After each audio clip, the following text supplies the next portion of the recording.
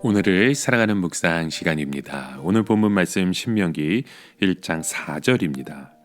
때는 모세가 헤스본에 거하는 아모리 왕 시온을 쳐 죽이고 에드레이에서 아스다롯에 거하는 바산 왕 옥을 쳐 죽인 후라.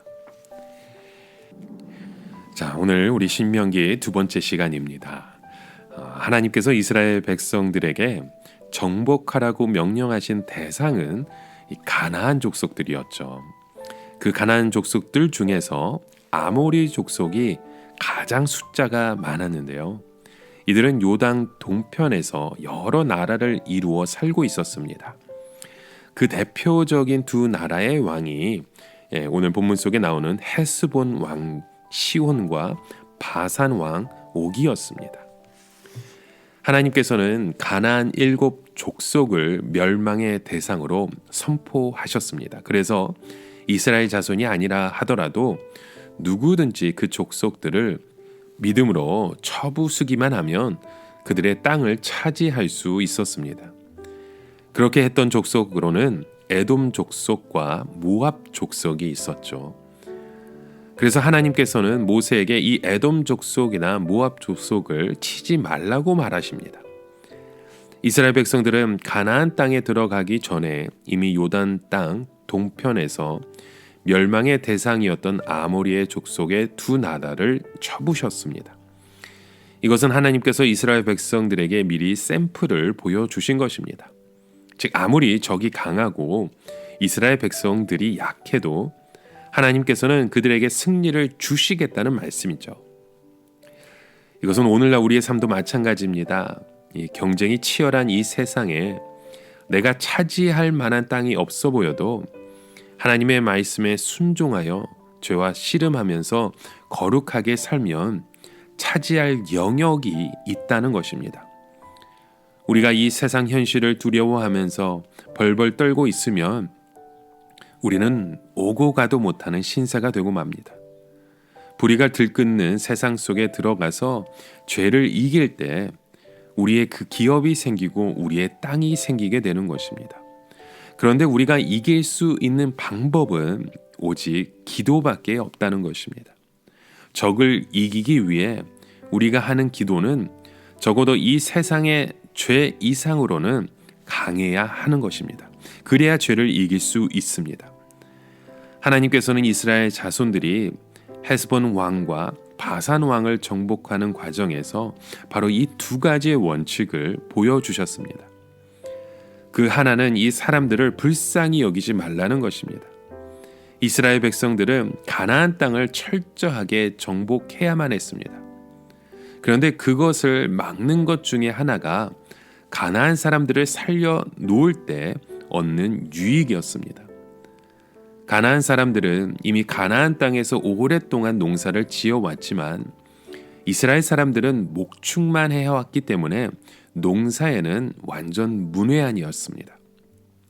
그러니까 굳이 이스라엘 백성들이 농사를 밑바닥에서부터 다시 시작하는 것보다 가나안 사람들이 축적해 놓은 노하우를 배워서 사용하는 것이 좋겠다고 생각한 것이죠.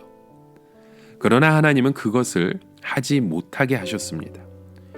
왜냐하면 결국 그렇게 하다간 가나안 풍습에 물들어가기 때문입니다. 하나님께서 이스라엘 백성들에게 요구하신 것은 가나안 땅에서 철저하게 밑바닥에서부터 다시 출발하라는 것이었습니다. 즉 아무리 시간이 오래 걸리고 시행착오를 하더라도 가나안 사람들의 도움을 받지 말고 완전히 새 출발을 하라는 것입니다. 그래서 하나님께서는 이스라엘 백성들에게 아예 가나안 땅에서 3년 동안은 농사를 지어도 그 식물을 먹지 말라고 하십니다. 즉 3년 정도는 망칠 생각을 하라는 뜻이었죠. 또 하나님은 이스라엘 백성들이 이 죄에 대해 단호하기를 원하셨습니다. 하나님께서 가나안 족속들을 모두 멸하라고 하신 것은 그냥 한순간에 나온 말씀이 아닙니다. 아브라함 때부터 인내하시면서 무려 400년에 넘는 시간을 주셨지만 이들은 죄에서 떠나지 않았습니다. 그래서 이미 이들은 돌이킬 수 있는 사람들이 아니었기 때문에 하나님께서 죽이고 몰아내라고 하신 것입니다. 물론 이것을 우리가 오늘날 다른 사람에게 함부로 적용할 수는 없습니다. 왜냐하면 우리가 보기에는 절대로 믿지 않을 것 같지만 나중에 회개하고 예수를 믿는 사람들이 얼마든지 있기 때문입니다. 그럼에도 불구하고 우리는 이 죄에 대해 철저하게 단호하게 하는 것을 꼭 기억해야 됩니다. 누군가 식구 중에서 좋지 않은 직업이나 습관을 가지고 있다든지 또 다른 미신에 또 다른 우상을 숭배하다든지 마약 같은 것에 빠져 있다 할 때 우리가 단호하게 대처하는 것처럼 그래야 그 사람을 살릴 수 있는 그 길이 우리에게도 열리는 것입니다. 여러분, 오늘도 우리가 신앙생활 또 믿음 생활을 하면서 우리에게 찾아오는 많은 유혹들이 있습니다. 그곳에서 우리가 무엇을 바라보고 무엇을 붙들어야 되는지 오늘 이 신명기의 말씀을 통해 다시금 깨달아 아시길 바랍니다. 여러분, 죄를 이길 수 있는 방법은 오직 기도밖에 없습니다. 하나님의 말씀밖에 없습니다. 우리가 그 말씀에 순종하여 하나님의 나라를 또 하나님의 유업을 이어받을 수 있는 우리 믿음의 가정, 믿음의 자녀 되어지시길 주님의 이름으로 간절히 축원합니다.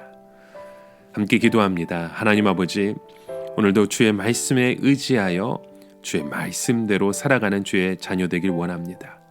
세상의 노하우를 배워서 세상의 노하우에 빠져 있는 인생이 아닌 하나님의 말씀 안에 그 노하우를 배워서 하나님의 말씀에 순종할 수 있는 믿음의 자녀의 그 길로 오늘도 우리를 붙들고 인도하여 주시옵소서. 예수 그리스도의 이름으로 간절히 기도드립니다. 아멘.